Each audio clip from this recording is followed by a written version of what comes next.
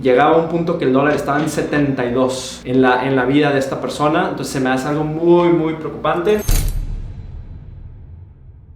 ¿Qué tal? Roberto Ibarra, socio fundador de Kepen, asesor financiero y de seguros. Me mandó hace poco alguien una proyección que le envió un asesor financiero sobre cómo iba a crecer la UDI y el dólar. Ya hablamos de este tema, pero ahí te van unos tips.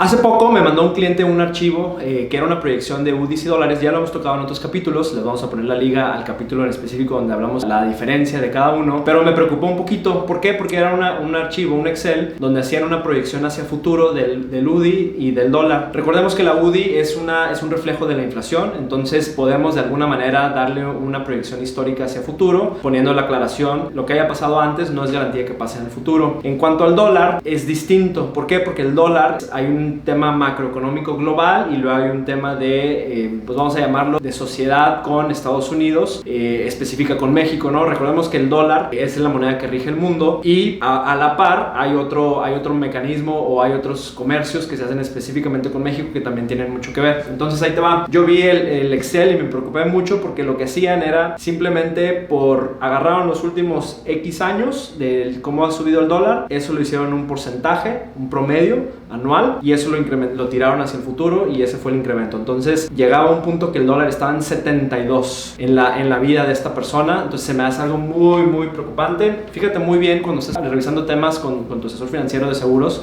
cuando hablas de dólar, creo que es importante hablar dólar con dólar, en el sentido de que si tú metes tantos dólares vas a recibir tantos dólares. Recordemos que hay algo que se llama PPA, que es la paridad del poder adquisitivo. Mucha gente desconsidera esta teoría económica y básicamente no sé si están familiarizados con la teoría Big Mac, el índice Big Mac, perdón. El índice Big Mac es simplemente que si una Big Mac en Estados Unidos te cuesta $1, pues según el tipo de cambio en México te va a costar otra cantidad. ¿Qué va a pasar el siguiente año con la inflación de cada país? Pues se tendrá que ajustar. Entonces básicamente eso es el PPA, es la apreciación cambiaria que pueda existir entre dos monedas o dos países, va a depender mucho de la inflación de cada país. Entonces, sin embargo, no sea el único factor a determinar para poder proyectar de alguna manera un tipo de cambio. Entonces, yo diría que si alguien va a proyectar un tipo de cambio, en lugar de agarrar el promedio histórico y mandarlo al futuro, yo creo que es una regla un poquito más sana pensar en hacer este cálculo del PPA y simplemente en base a la diferencia de inflaciones de cada país, de esa manera puedes proyectar. ¿Quién se devalúa contra quién? En matemática sencilla, el país que tenga menos inflación, ese país va a tener el poder de su tipo de cambio, ¿no? Entonces, ¿por qué en México